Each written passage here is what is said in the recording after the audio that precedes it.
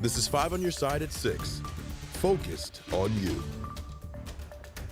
Tonight, a closer look at how St. Louis police responded to a death investigation in North City.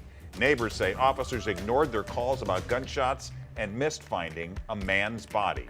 Thanks for joining us. I'm Mike Bush. And I'm Ann Allred. It happened in a neighborhood where residents say they're tired of officers not showing up. Police made the deadly discovery near the intersection of Hogan Street and Cass Avenue. 5 on your side's Christine Byers has new details from sources on how exactly police handled this call. It all began here at 10:37 Monday night when the city's shot spotter system alerted police to shots fired in the area of 1400 Chambers and 1500 North 18th. Then this resident called 911 at 10:49 to report hearing 4 shots fired. They don't show up. They do not show up. But police say the caller didn't leave a callback number. So when an officer went to the area about an hour and a half later and didn't find anything, there was no one to call back and ask more questions. The department released a statement saying an officer did respond to that call about an hour and a half later. They reviewed body camera footage which showed the officer got out of his car, looked around with a flashlight, and didn't see anything. A police source tells me that officer spent about 7 minutes on that call. Then at 7:40 a.m. Tuesday, residents called to report finding a body on the lawn of a home along Hogan Street. Homicide detectives believe the victim was shot in the back and chest somewhere along North 18th Street before collapsing near a privacy fence along Hogan. The resident says either way, the city needs more cops. We're wondering where are the people who are supposed to give leadership to this fine city. We're looking for the mayor, Tashara Jones, when she wants to spend money on taxpayer dollars on license plates and tags, spend money on more policing so we can feel safe. We don't feel safe over here at all. Christine Byers, 5 on your side. Detectives are still investigating how that man died. They're looking for a gunman. Anyone with information about the shooting, call the St. Louis police. 2 girls are safe tonight after rescuers thought they got swept away in a rain-swollen creek in Webster Groves. The girls are from Epworth Children and Family Services. Someone called firefighters saying they saw them in a creek near Newport and South Brentwood and weren't sure if they were able to get out. Firefighters searched the creek and found them in a nearby yard about 2 hours ago. Today's localized heavy rain caused some creeks and streams to rise rapidly. So let's get to Chief Meteorologist Scott Connell for the Weather First forecast with more on all this. Yeah, and we're not completely done with the rain just yet, although for most areas, the amounts haven't been excessive, but there are a few spots where that was a different case. North of St. Louis, a couple of places in the metro area, but especially up towards Eolia, right on that Pike-Lincoln County line, up towards Louisiana. You had spots there that picked up 3 to 4 inches of rain, or even a little more during the daytime hours today. We had about almost 2 inches in University City, over 2 inches in Valley Park, and even in the area around Maplewood and Webster Groves, there were pockets that picked up a couple of inches or close to it.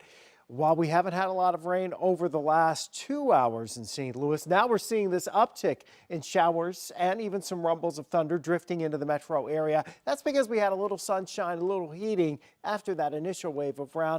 This will try to back into the metro over the course of the next hour or two. Bottom line is, if you're under one of these showers or thunderstorms, you will get drenched. The downpours will continue for a bit longer in spots, but dry weather's on the way for tomorrow. We'll track that and the changes coming by the end of the week in a few minutes, Ann.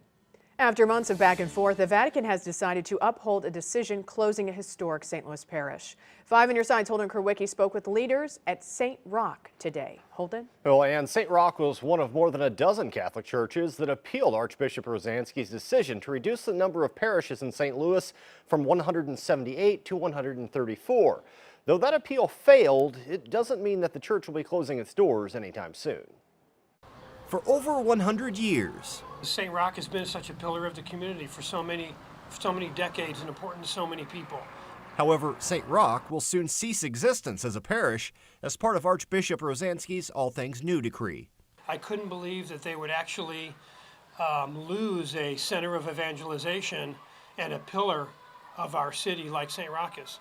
The Archdiocese listed 4 reasons for closing St. Roch Parish, including declining membership and a financial deficit of over $1 million at a parish that averages only 8 baptisms and 6 funerals per year. But Parish Council President Mike Stevens says that has changed over the past year.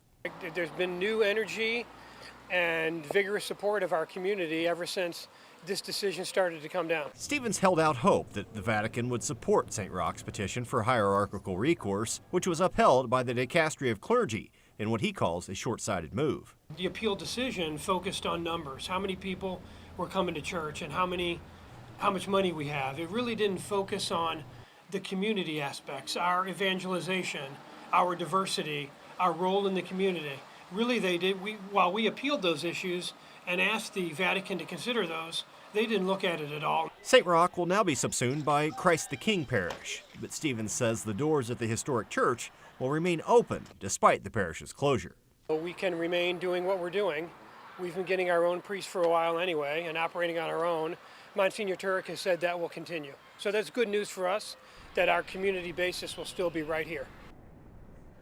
10 other parishes are still awaiting a decision from the Vatican on their future. As for St. Roch's School, it will still close at the end of the school year, and Stevens says the church is looking for new uses for its building.